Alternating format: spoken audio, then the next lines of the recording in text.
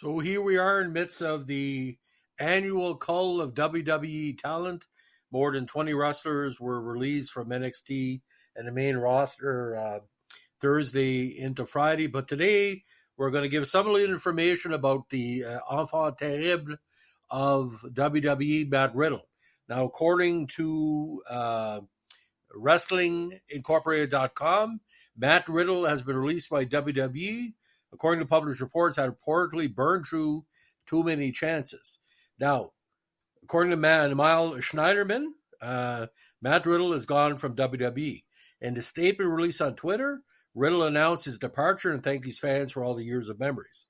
The move follows mass talent cuts by WWE on Thursday and Friday, when the promotion released at least 22 stars or prospective stars in the wave of the acquisition by Endeavour and the merger with Ultimate Fighting Championship, or UFC.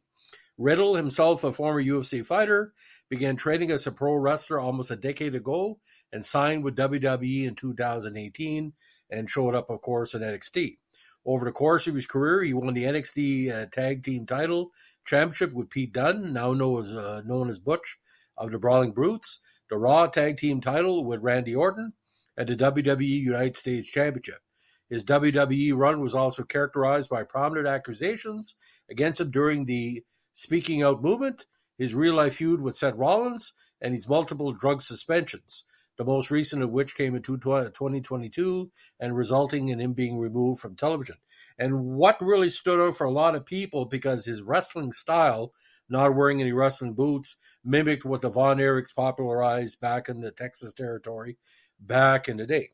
Now, Riddle did return on WWE Raw after WrestleMania 39, but the Bro Man had a somewhat diminished role in the absence of his injured partner, Randy Orton. Now, Riddle made headlines early this month for an alleged mind-boggling incident at JFK Airport, making accusations of sexual assault, and hadn't been seen on television since. The post literally made no sense. I don't want to repeat it because I don't think it's coherent, and I don't think it's my position to even mention this, other than the fact it did happen. Now, despite reports that his absence was not related to the airport altercation and that he was making his return to WWE Raw this week, Fightful Select is now reporting that Riddle hasn't been backstage or on the road with WWE since he was pulled from weekend events and the September 11th episode of Raw.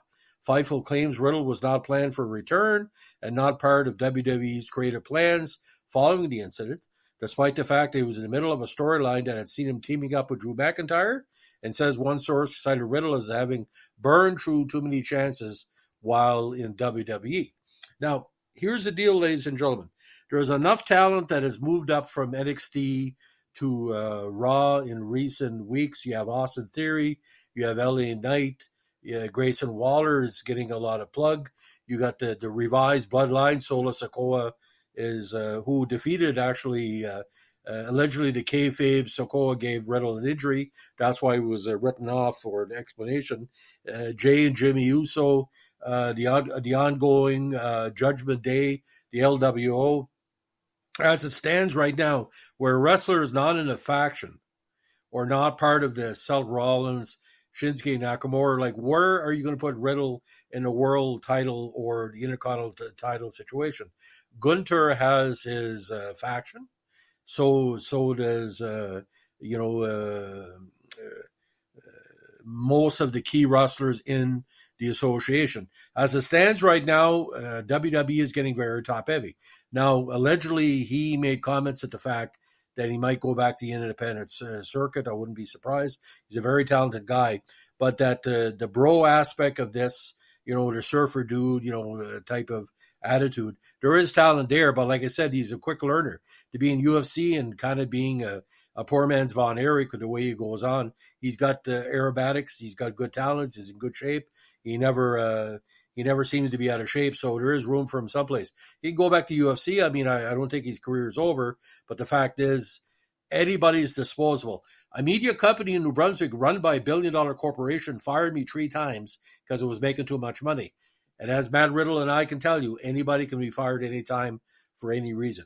That's how life goes. So, ladies and gentlemen, that's our latest on the WWE releases. Okay, stay tuned. Will we have more next week? Watch as the stomach turns.